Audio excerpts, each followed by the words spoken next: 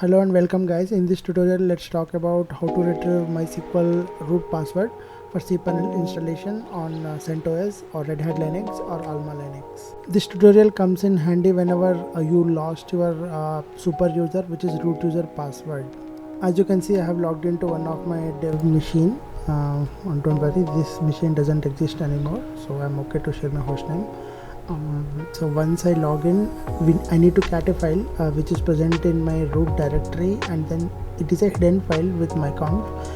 The dot indicates this is a hidden file.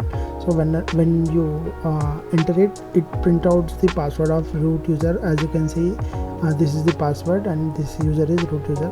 So there we go, this is the root user password. I'll try to log into SQL and see if this works for me or not. So here is the syntax: MySQL -u with root user and -p and then enter. So it prompts for password. I would just copy paste it, and there we go.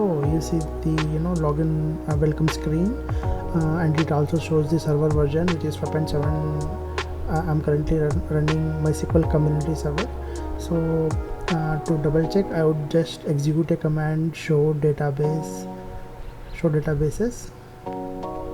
I think I have a typo here. I would correct it. There we go.